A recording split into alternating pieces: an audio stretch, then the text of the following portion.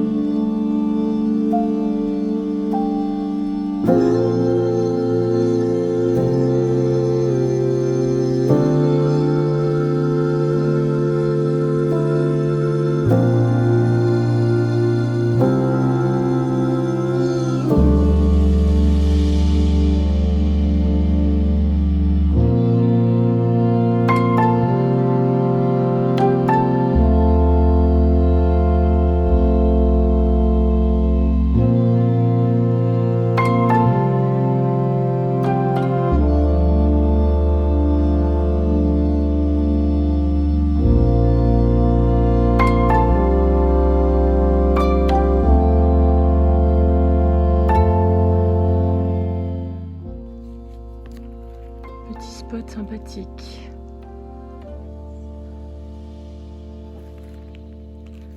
On est seul au monde. Et là-bas, un petit peu au loin, il y a une petite fontaine où on va pouvoir recharger.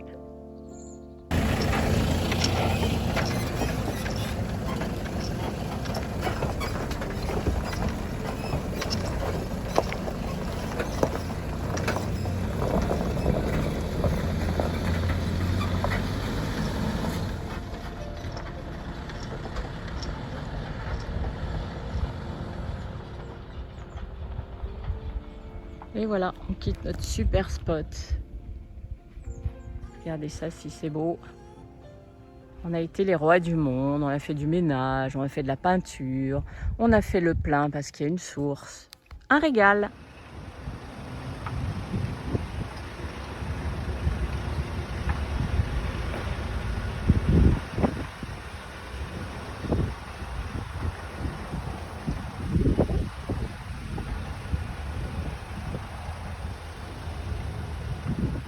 C'est short là quand même. Doucement, doucement. Doucement parce que là ça remonte. Vas-y doucement.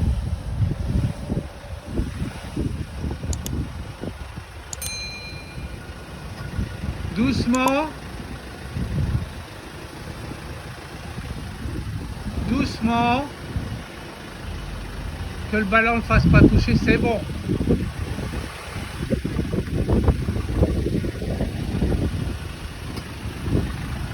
Et ben voilà, le premier il est passé le doigt dans le nez, on va passer voir le deuxième. Il y a un monsieur derrière. Oui.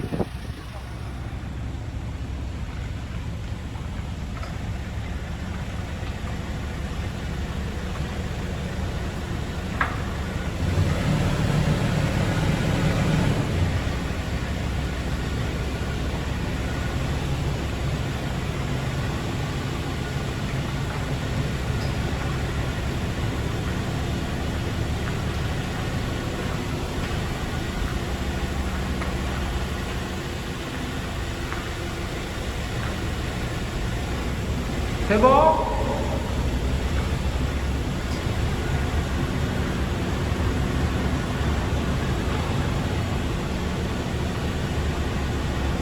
C'est bon?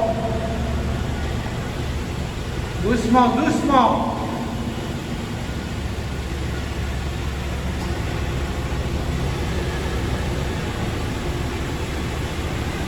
Faites tout doucement.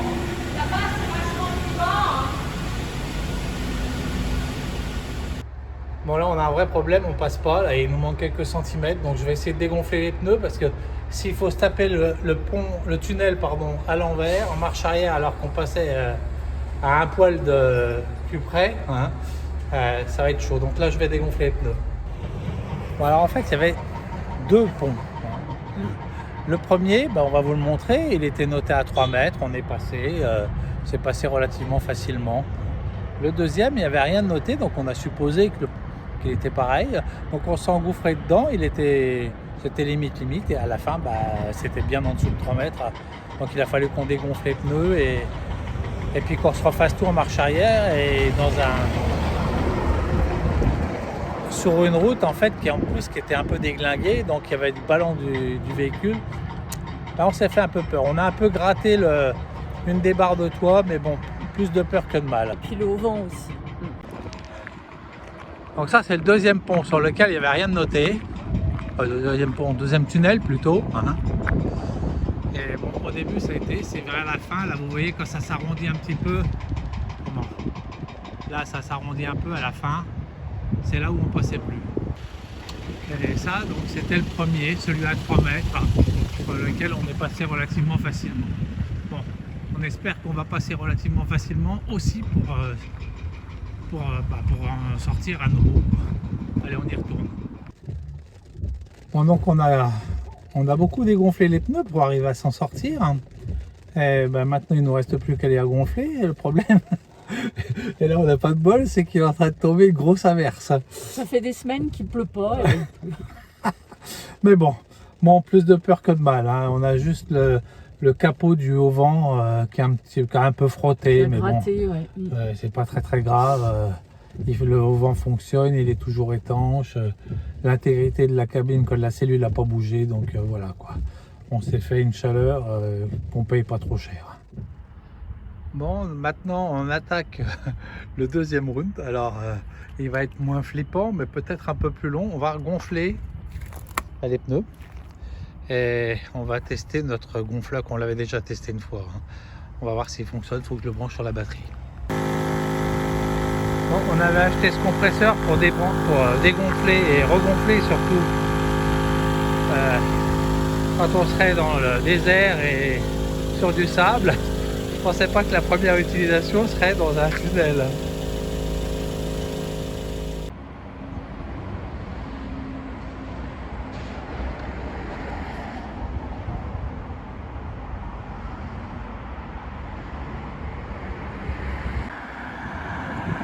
Bon, quand on arrive ici, on ne se rend pas complètement compte. Puis on regarde, là on se rend toujours pas compte. Puis là on dit ah ouais.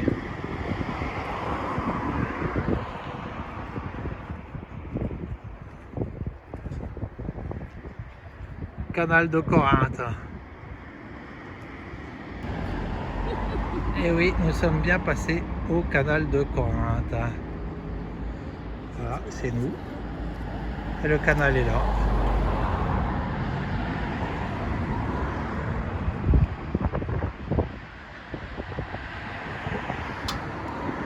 Qu'est-ce que tu me disais plus? C'est là qu'ils sautent à l'élastique en fait. Ils descendent les escaliers pour se retrouver sur la passerelle bleue qui est en contrebas. Ah ouais. Au niveau de la plateforme rouge, c'est de là qu'ils sautent. Ah, ici on voit même pas le fond, on voit même pas le canal. Non, on voit pas le fond. Bon là on voit l'autre côté du pont.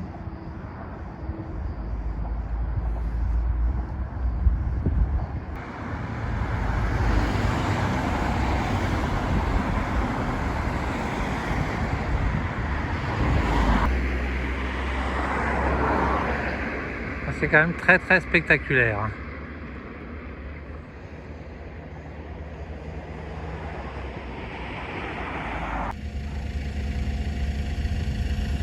Bon, nous allons nous garer ici pour la nuit. En fait, on est juste le long du canal de Corinthe.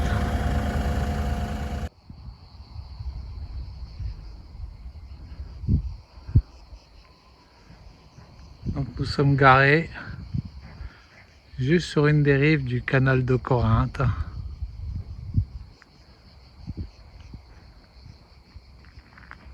Endroit sympa.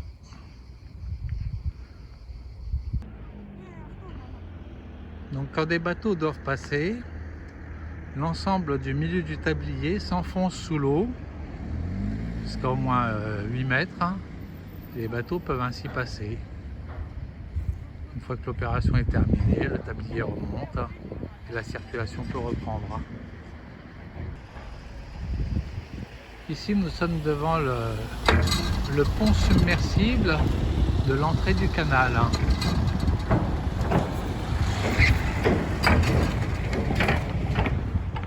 Celui-là il est vraiment beau.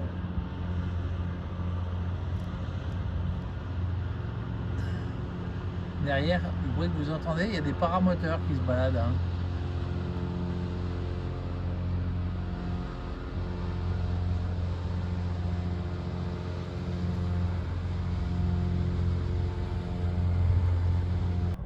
Quel trafic sur ce canal.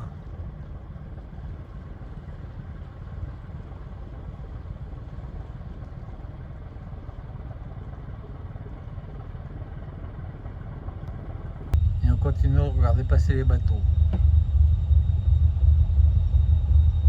C'est une bonne activité en fait. Il faut savoir que ce canal, donc, qui fait un peu plus de 6 km, évite un détour de plus de 400 km de navigation. Donc on comprend qu'il est pas mal emprunté. A priori, il y aura à peu près une moyenne de 11 000 bateaux par an qui passeraient par ici.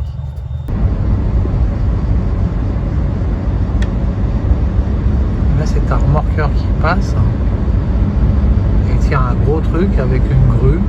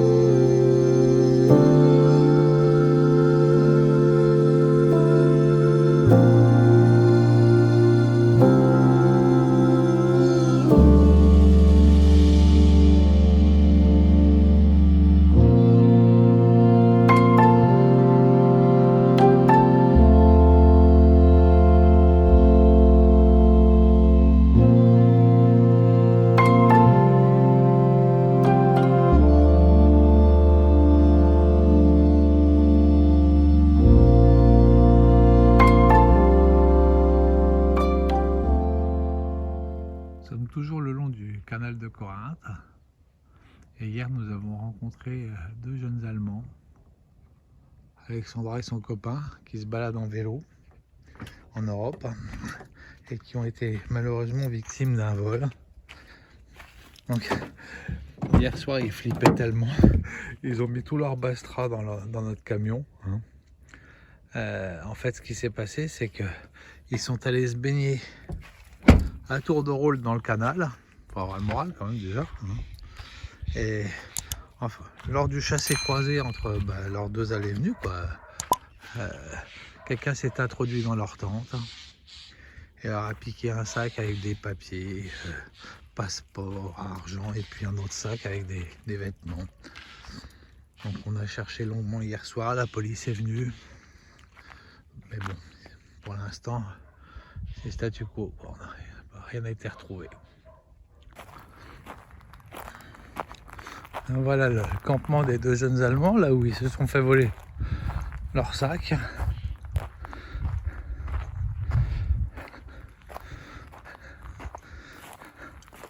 Et nous on est juste en dessous.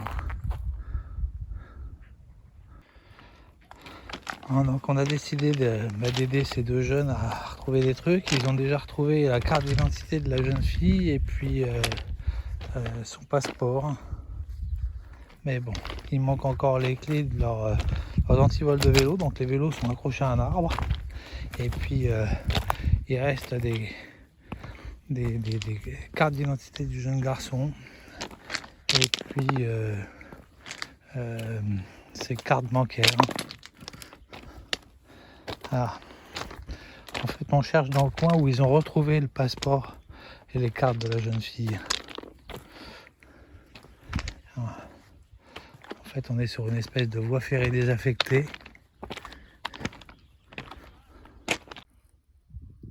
Bon, visiblement, les vols sont ici monnaie courante. Je viens de trouver un passeport américain Mais bon, un passeport allemand.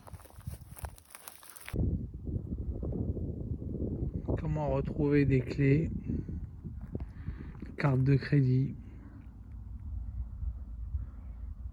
Un bordel pareil. C'est vraiment comme si on cherchait une aiguille dans une botte de foin. En plus des détritus partout. C'est hallucinant.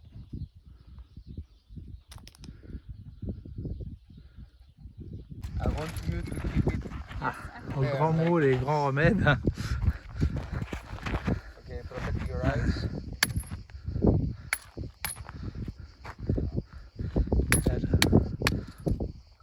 On va essayer de casser l'antivol. Parce qu'on a retrouvé une des deux clés, mais pas celle-ci.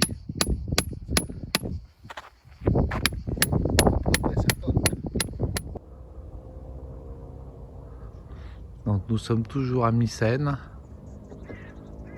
Il est 7 h du mat. La vallée s'éveille doucement. Cet endroit est magnifique, une splendeur. Des cyprès, des oliviers. C'est superbe.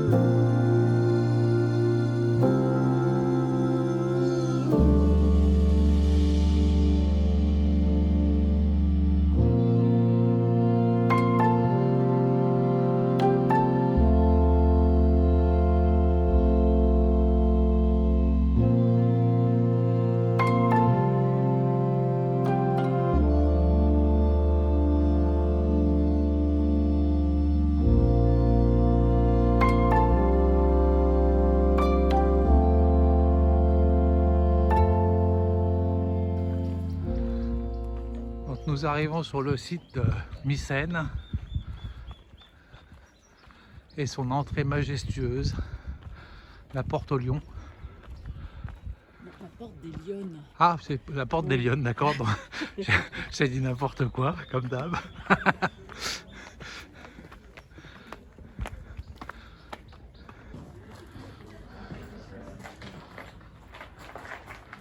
Donc les murs sont appelés les murs cyclopéens, car ce sont des cyclopes qui ont pu bâtir une telle enceinte avec des pierres aussi balèzes.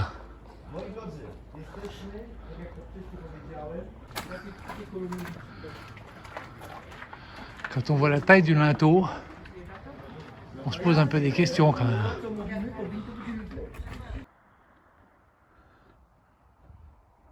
Quel panorama!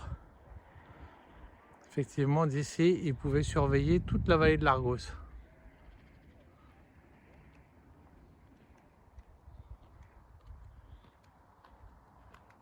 Salut! C'est une mycéenne. C'est magnifique, quel beau site, hein, vraiment.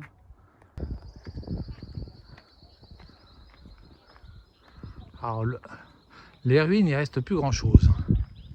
Mais alors, le site, il est quasiment grandiose.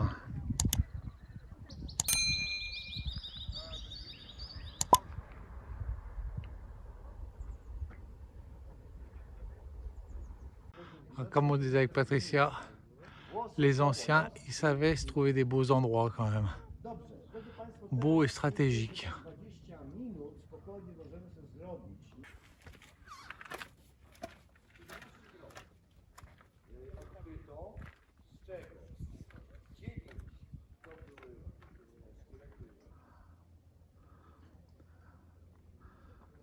C'est hallucinant de se dire que ce site est pratiquement aussi vieux que les pyramides d'Égypte.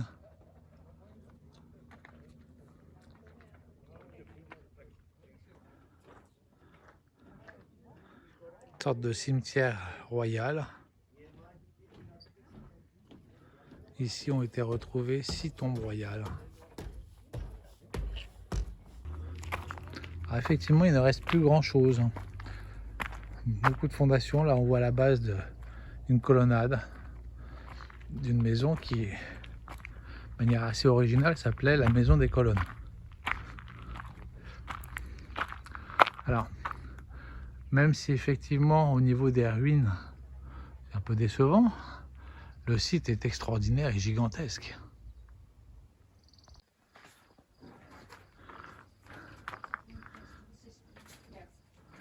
Mais tu crois que la voûte existe encore? Je pense, oui. On va aller voir. It goes quite a long way down. I'll take a picture down the bottom. C'est une citerne en fait. Ouais. Ah, c'est dommage. Wow. Attends, je vais éclairer. Ah oui, on voit rien. Donc ça, c'est l'autre porte de la cité, qui est moins jolie que la précédente, quoi. Celle de l'autre, mais qui est tout aussi monstrueuse.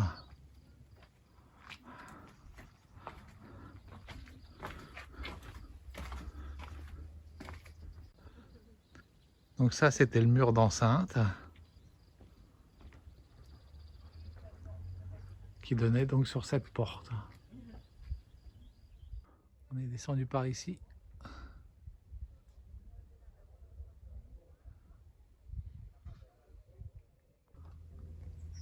Encore un endroit très étonnant, on ne sait pas exactement ce que c'est. Il y a une porte monumentale. Et puis quand on rentre dedans, en fait, il y a une espèce de grande pièce circulaire. Mais il n'y a aucune indication, là, on ne sait pas ce que c'est.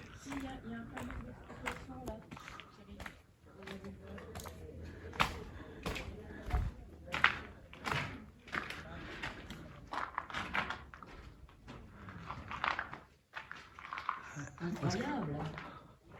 Encore un linteau qui doit peser sur un poids de cacahuètes.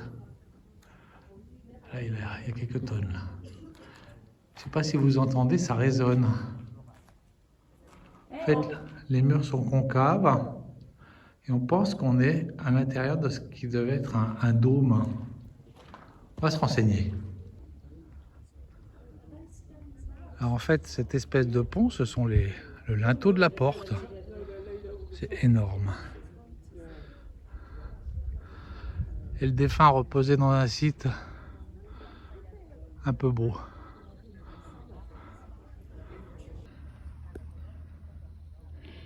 Alors c'était effectivement couvert, c'est une sorte de dôme. C'est une tombe datée du XIVe siècle avant Jésus-Christ.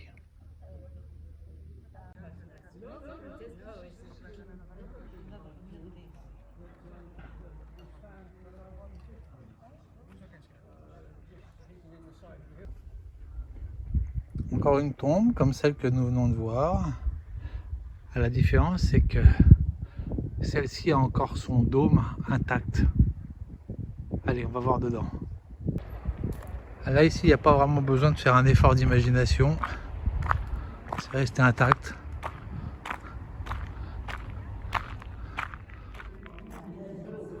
Donc, le même genre de tombeau que celui qu'on a vu précédemment.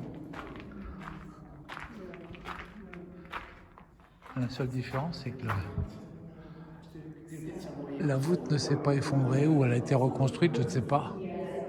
Elle est intacte et monumentale.